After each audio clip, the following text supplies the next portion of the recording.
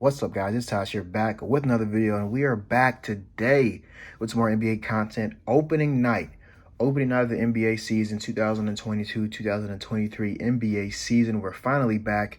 Warriors just got done capturing another championship on their resume. A lot of offseason moves, a lot of trade rumors, just the whole shebang throughout the offseason. You already know how it goes. Preseason just ended last Friday. It's currently Tuesday as I'm recording this, so it's going to be a very exciting night. Tonight, we got the Philadelphia 76ers taking on the Boston Celtics. Just left out of the finals against Golden State, so they're returning this season with a vengeance. They picked up Malcolm Brogdon and Danilo Gallinari in the offseason, although Gallinari did go down with the ACL injury, which really sucks because I felt like he would have been a great addition to that backup unit, or just, whatever sets they decide to play him in, or rotations, or however they go about that. And then obviously, Malcolm Brogdon in his huge backup point guard role, former rookie of the year. We saw what he did, on the Bucks, obviously, and his little bit of time on the Pacers, even though they didn't have much success, he was still proving himself as one of the league's more solid point guards. So that's a huge pickup for them. He's going to be huge for them this season. Celtics going into this season, starting off, not going to be having Robert Williams due to some more knee surgery he had to get, unfortunately. But better safe than sorry, because he was dealing with the same kind of similar injury in the playoffs, playing through it.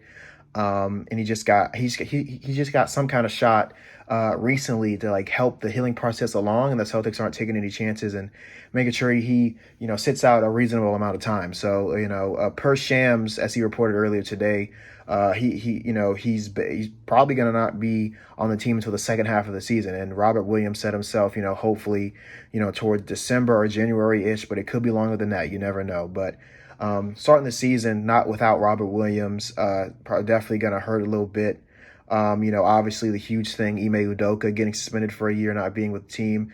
That'll probably be another big thing the Celtics have to fight through, some more adversity on top of them. But they still have their core unit pretty much. They have Marcus Smart, Jaylen Brown, Jason Tatum, Al Horford. They have their core guys still, locked in for however, much longer, at least in Horford's case, for however much longer. But, the solid, three guys, Marcus Smart, Jason Tatum, and Jaylen Brown, hopefully they can bring that defensive intensity from last year and just lock it in this year again. Last year I was so adamant on the Celtics not making the playoffs. I just wasn't a believer, I wasn't a believer until it was too late, so shout out to the Celtics. I feel like they're going to be pretty good this year, obviously, like I said, fighting through those slight bits of adversity, missing Robert Williams, missing Ime Udoka, so hopefully things can work out for them. Philly coming into this year, disappointing into last year with Embiid being hurt in the playoff series against Toronto when Pascal elbowed him in the face accidentally. Obviously Harden, in my personal opinion, still dealing with the effects of the hamstring injury from the previous playoffs, the year prior with the Nets. He set himself on multiple occasions. He never really got a full offseason, a full good amount of time to rehab it properly, and I feel like that was shown in his play. A lot of people are calling him washed, calling him shitty, and it's you clearly see what's going on with him. It has to be the injury, you know what I mean? We've seen multiple clips of Doc Rivers in the preseason saying, I need you to be James Harden, but I also need you to be that facilitating guy. So it's like this, what he's done pretty much his whole career, but obviously his playmaking wasn't as, heavy as it's been now. So it'll be really interesting to see Harden this season and how much he's able to balance out that scoring load, along with the fact that he has to be the team's anchor on the offensive end, with guys like Maxey and Embiid, the offense mainly balancing between those guys, additional guys in Tobias Harris going to pick up some of the offensive load. But for the most part, James Harden is out there orchestrating pretty much everything. And obviously the additions they added in a PJ Tucker, Daniel House, guys Harden is familiar with. Really great pickups. DeAnthony Melton also. So a lot of really good picks for this Philly team. Pickups, excuse me.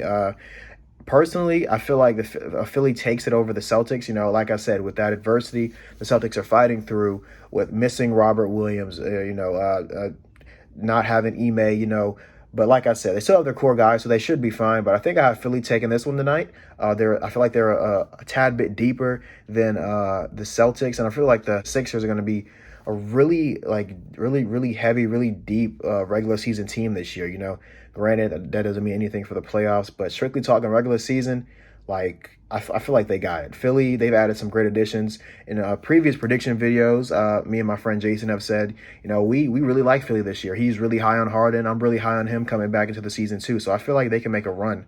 That team, I feel like personally, is like a championship team, a finals team. Like, they can make it. They can definitely make it. We're heading over to the Western Conference. We got the Golden State Warriors, the 2022 NBA champions, on ring night going up against the Los Angeles Lakers. And can I just say, the Lakers have an insane schedule going forward. I think they face the Blazers, which isn't too crazy.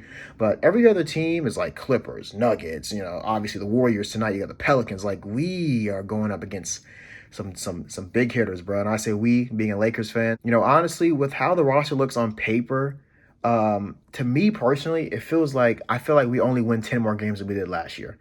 And that's not a knock. It's just like I've been forced to lower my expectations with the Lakers, especially coming off that championship of 2020. It's like, even the year prior, I thought they upgraded their roster. They went even crazier with Dennis and Montrez and all those guys, but it didn't work out. But, this year, how it looks on paper, I feel like we win 2 more games, which is, in theory, good enough to make it into the play-in, which they missed last year.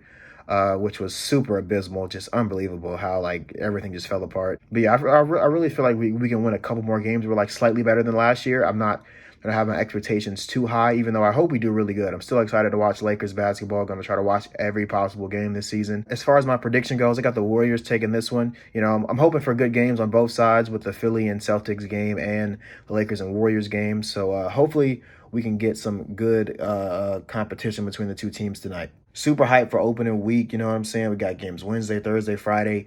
With me, being more and more involved within the NBA as the seasons go on, and me just expanding my basketball knowledge and NBA knowledge it's just really fun, getting in and talking about ball. I can talk about it for hours and hours, bro. Literally, I love basketball, and I'm wanting to learn more and talk about it more every single day. So in the comments, let me know your predictions. Let me know, about your favorite teams, what your expectations are for them, your favorite players, your expectations for them, and so on and so forth. Who you got tonight? Let me know. That's it for this video. Hope you all enjoyed. It's Taj, and I will see you guys in the next one.